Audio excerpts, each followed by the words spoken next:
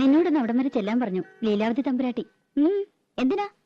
ഇന്ന് ആ തള്ള വന്നില്ലേ അത്രേ, അവരുടെ മുറ്റം ഒന്ന് അടിച്ചു കൊടുക്കണമെന്ന്. എനിക്ക് പറ്റില്ല. അവരുടെ മുറ്റം അടിച്ചു കൊടുക്കാൻ ഞാനാരാ? അവര് വലിയ കാര്യത്തിയോ?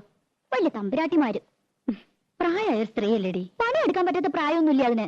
അല്ലെങ്കിൽ അവർക്കൊരു മോളുണ്ടല്ലോ, മുറ്റടിച്ചാലേ വലയൊന്നും ഓടിപ്പോവില്ല തമ്പുരാട്ടിമാർക്ക്. ഒരു തമ്പുരാട്ടി എന്നെ കുറച്ച് പാട്ട് പഠിപ്പിക്കാൻ ചോദിച്ചപ്പോ എന്തായിരുന്നു പവർ? ലോകത്തുള്ള സകലയെ പഠിപ്പിക്കാം, എന്നെ പഠിപ്പിച്ച കുറച്ചില്. ഞാനെന്താ കാശ് കൊടുക്കില്ലേ? അല്ലെങ്കിൽ പഠിപ്പിച്ച പഠിക്കില്ലേ? തമ്പുരാട്ടിയായിട്ട് ജനിച്ചില്ല, വലിയ പണക്കാരുത്തിയല്ല, അല്ലാണ്ട് എനിക്ക് എന്തോ ഒരു കുറവ്. എന്തൊക്കെയായാലും അവരുടെ മോളക്കാൾ നല്ലത് എന്റെ ശബ്ദം. അതെങ്ങനെ നന്നാവുക? അവരല്ലേ പഠിപ്പിക്കണേ. ബേ ബേ ബേ എന്ന് പാടുന്ന കേട്ടാ മതി. ഇവരെങ്ങനെ കലാമണ്ഡലത്തിലെ ടീച്ചറായെന്ന് എനിക്കറിയില്ല. അവര് സമ്മതിച്ചാലും പാട്ട് പഠിക്കാൻ ദിവാരം സമ്മതിക്കോ? നിന്നെ കലാമണ്ഡലത്തിൽ ചേർക്കട്ടെ ഞാൻ ഇവനോട് ചോദിച്ചതല്ലേ.